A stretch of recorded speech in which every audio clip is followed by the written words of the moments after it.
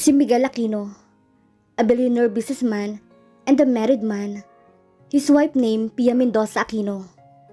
Pero isang gabi, na umuwi si Miguel sa mansyon nila mag-asawa, may nakita siyang envelope sa mesa na nasa sala niya.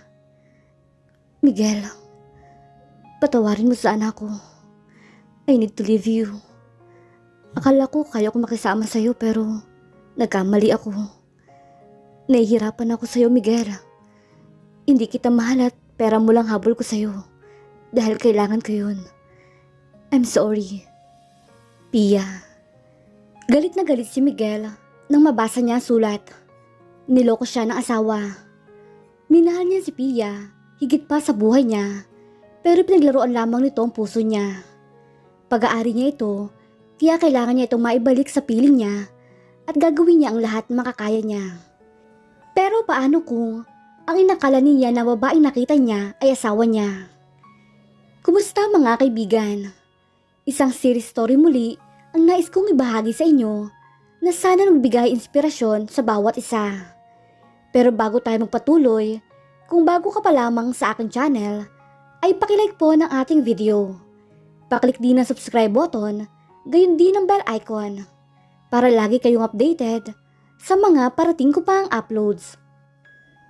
Nagising si Andrea dahil sa naramdaman niya ang sakit ng mga sugat at pasa sa buong katawan niya. Napabangon siya sa malaking kama at iminulat ang mga mata.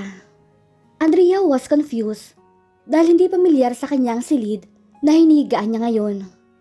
Inilibot niya ang paningin sa buong kwarto. White ang wall at marble naman ang sahig na may malaking TV sa harapan niya at may mga palamuti. Sa gilid niya naman may malaking sliding door sa labas at terrace on the other side naman was bathroom at katabi nun ay walk-in closet. At sa bawat dingding ay merong mamahaling painting. Nasaan ako? Tanong niya sa sarili.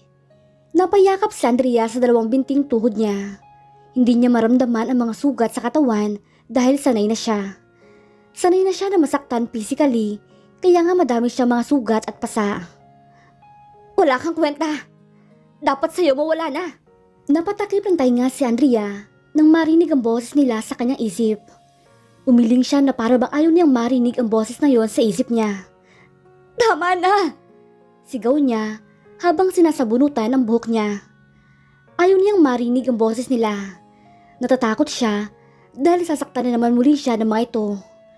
Pagod na siyang sumigaw at umiyak ng paulit-ulit. Pagod na siyang humingi ng tulong dahil kahit anong sigaw niya para humingi ng tulong ay wala naman tutulong sa kanya. Pagbigyan mo na ako, Andrea. Ipaparanas ko sa iyo ang langit. Mababa kang babae.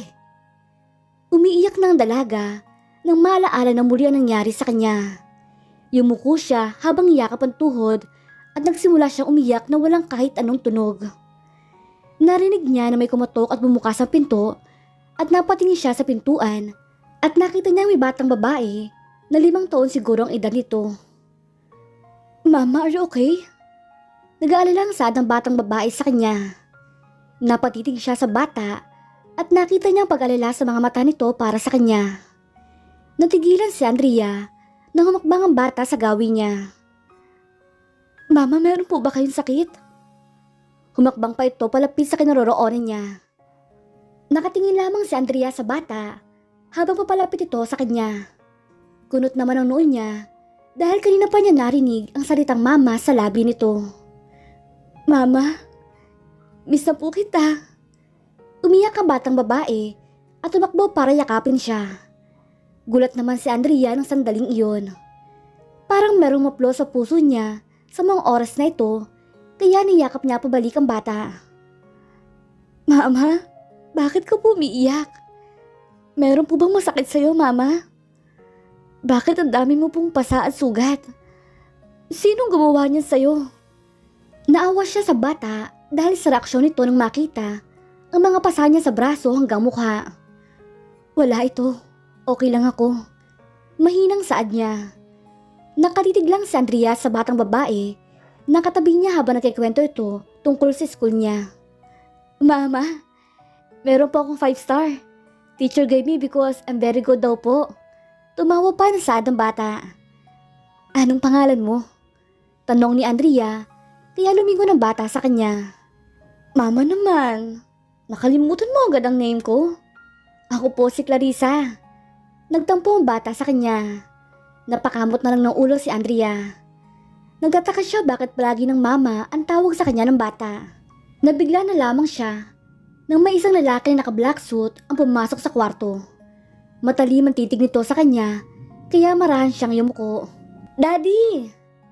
Boses si Clarissa. Naramdaman niyang tumayo at tumakbo sa lalaking tinawag niyang daddy. Pumasok ka muna sa loob ng kwarto mo, anak. Kakausapin ko lang iyong mami. Halata sa boses ng lalaki na may galit ito sa kanya. Bigla siyang natakot at nagsimulang manginig ang kamay at tuhod ni Andrea. At muling bumalik ang nakaraan niya. Isa lang, Andrea.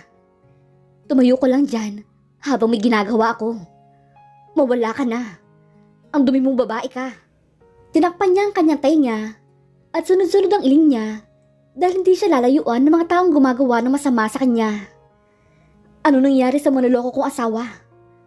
Wika ng binata habang nasa pintuan pa rin.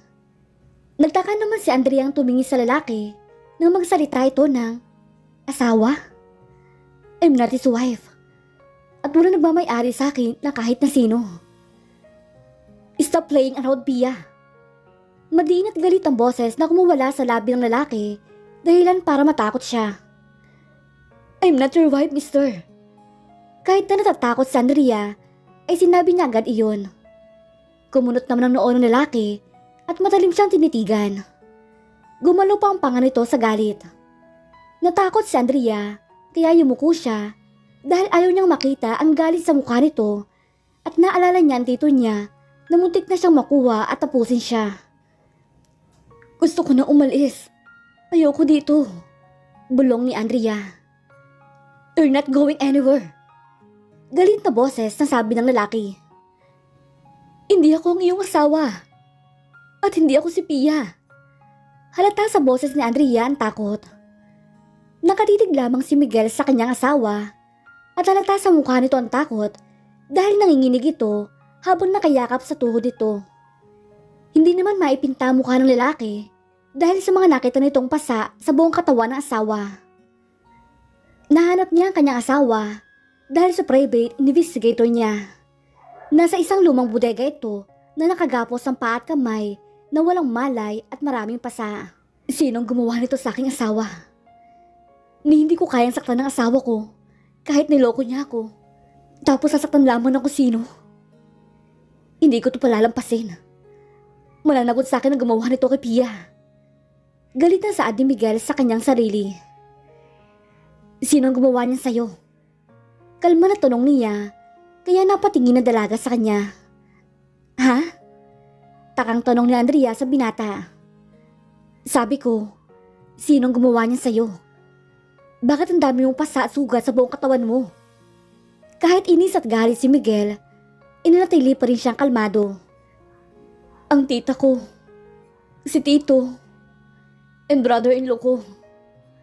Sinasaktan nila ako pamula nung college pa lamang ako. Hindi alam ni Andrea kung bakit sinabi niya yun dahil kusang lumabas sa mga labi niya.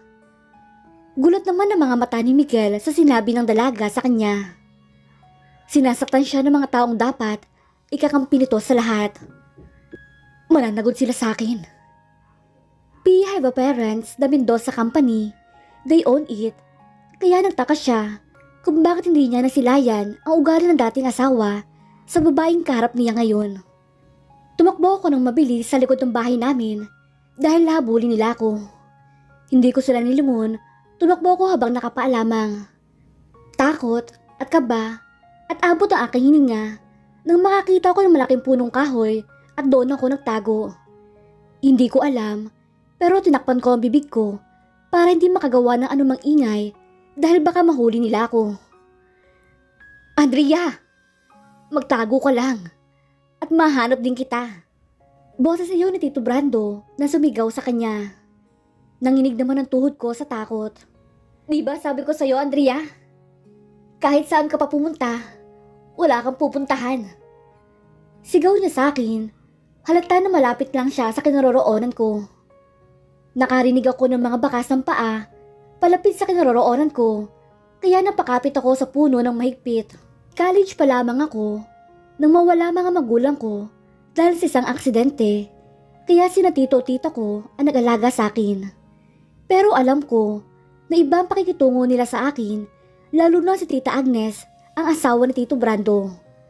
Sinasaktan nila ako, emotionally and physically, at ngayon nasa 20 years old na ako, mas lumala pa dahil binasos na ako ni Tito Brando. Minsan pag wala si tita, ay tinatawag niya ako at pinapupunta sa kwarto at pinapahiga sa kama nila habang may ginagawa ito at sinasabit ang pangalan ko. At dahil sa takot ko, kaya napunta ako dito sa kagubatan at nagtatago dahil mas gugustuhin ko pang mawala na lamang kaysa dungisan nila ang pagkatao ko. Huli ka, Andrea! Tatakas ka pa, ha? Nagulat ako na nasa harapan ko na si Tito Brando at bigla niya ako hinawakan sa magkabilang braso ko. Tama na po, Tito. Wika ni Andrea. Habang iniiling ang ulo nito, halos hindi siya makahinga. Tama na po. Halata sa boses ng dalaga ang takot. Hindi mo wala sa isip ng dalaga ang mga sandaling iyon. 6:00 ng umaga at sa guest room si Miguel natulog dahil hinayaan niya muna ang kanyang asawa na sa kwarto nila matulog. Gising pa din siya ng sandaling iyon dahil gusto niyang tingnan ng asawa kung okay lang ba ito. Naglakad si Miguel patungo sa silid ng asawa niya. Kakatok na sana siya nang marinig ang boses nito. Tama na po. Takot at ramdaman sa boses ng asawa niya ang sakit. Ayoko na po, please. Kasunod nun ay ang pag-iyak ng kanyang asawa, kaya nagmamadali niyang pinuksan ang pinto at tiningnan kung ano nangyayari sa kanyang asawa. Dali-dali siyang lumapit sa kama. Kita ni Miguel na nanginginig ang asawa at nag-uunahan ng pawis nito, halata na naginip na muli ng masama ang asawa niya. Hey wife, Pia, wake up! Ubod ng pag-alala niya nang marahan niyang hinawakan ng asawa. What happened to you, Pia? Wake up! Nag-abot ang pag-alala at kaba sa puso ni Miguel at marahan niyang inalog ang asawa para magising ito. Tama na po! Wag po! Maawa kayo sa akin! Napatitig si Miguel sa asawa, nahalata ang takot at may luhang tumutulo sa gilid ng mga mata nito. Biglang uminit ang ulo ng lalaki dahil sa nakikita niya sa asawa. Nagmamakaawa ito at takot na takot. Malalagot talaga sa akin ang gumawa nito sa asawa ko. Kung sino ka man, umanda ka sa akin. Galit na saad ni Miguel sa kanyang sarili. Hindi niya kayang makita ang asawa na naghihirap tuwing gabi. Gumising ka, Pia! Sigaw ni Miguel, kaya napumulat ng mata si Andrea at bumangon habang abot ang hininga na nagunahan ng pawis ito sa mukha. Naalala niya muli ang nakaraan niya. Kahit nasa 25 na siya, ay dama pa rin niya ang maruming kamay na humahawak sa katawan niya. Tinakot mo ko, Pia. Wika ni Miguel na nasa tabi ni Andrea at nadama ang mga braso nito na yumakap sa kanya. Andrea was shocked na makita na muli si Miguel sa kanyang tabi na nag-aalala para sa kanya. Palagi na lamang siyang ginigising ng binata kapag nanaginip siya na nakaraan niya 5 years ago. Napaawang ang labi ng dalaga. Dahil ang paniniwala ni Miguel ay siya ang asawa niyang si Pia Mendoza Aquino, pero hindi talaga siya ang asawa nito. I'm sorry, Miguel. Nagising ulit kita. Nakayuko na humingi ng paumanhin ng dalaga. Bumuga naman ang hangin si Miguel at hindi niya maintindihan na ganito palagi ang nangyayari sa asawa niya. Parang ibang tao ang asawa niya at hindi niya nakikita si Pia na masungit at palagi siyang inaaway. Pero itong babaeng kaharap niya ngayon ay parang takot lumapit sa tao, lalo na sa kanya. It's been 2 weeks ganito palagi ang nadaratan niya sa kwarto nila mag-asawa. Palagi niya nakikita na nahihirapan ito. Bakit hindi mo sabihin sa akin ang nangyayari sa'yo? Bakit ka na-trauma ng ganyan? Nag-aalala ako sa'yo, Pia. Hindi naman ganito ang... Hindi ako ang asawa mo, Mr. Aquino. Hindi ako si Pia na asawa mo. Siguro magkapareho lamang kami ng mukha, pero hindi kami magkapatid. Hindi kami magpinsan. At hindi ako si Pia. Ako si Andrea Castillo. Sa probinsya ako nag-stay at doon din ako binastos sa mga kamag-anak ko. When I was college, nang mawala kasi ang family ko sa isang aksidente. Sina Tita Agnes at Tito Brando ang nag-alaga sa akin. Ang totoo, dalawa kami ng ate ko pero nilayo nila ang ate ko sa akin. Okay pa na ang pakikitungo nila sa akin hanggang sa nag-20 na ako. At nagsimula na silang saktan ako, emotionally hanggang physically. Yung tito ko, binabastos ako. Pati na yung brother-in-law ko na anak nila. Si tita naman, pinagsasalitaan ako ng masakit kesyo. Mababa daw akong babae at madaming lalaki kaya madumi daw ako. Si tita rin ang dahilan kung bakit madami akong pasa. Sinasaktan niya ako na parang hindi pamilihan turi niya sa akin. Hindi na malaya ni Andrea na nag-uuna ng pumatak ang luha niya sa mga mata habang nagkikwento siya sa binata. Mapaniwala kaya ni Andrea si Miguel na hindi siyang asawa nito?